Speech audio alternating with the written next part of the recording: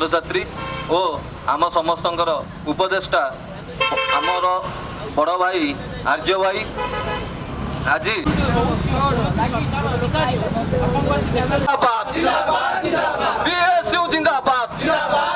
बेसी तुम मनमुखी शासन चलो ना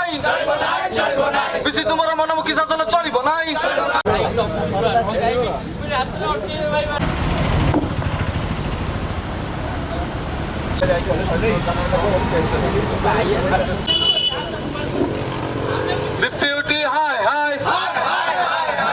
देखो आज्ञा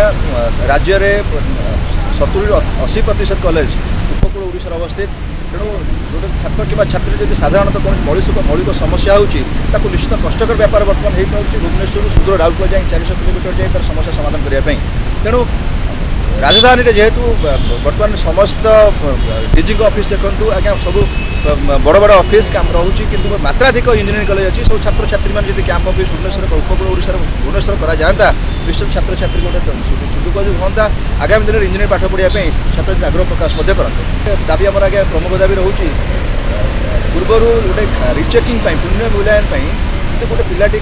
आप्लाय करूला आमर अति बेसी गोटे खाता जेरक्स कर देवाई 50-60 टका खर्च होता किंतु पूर्व तक 200 टंका करुले 200 टका नौले किंतु वर्तमान ये 5-7 दिन तले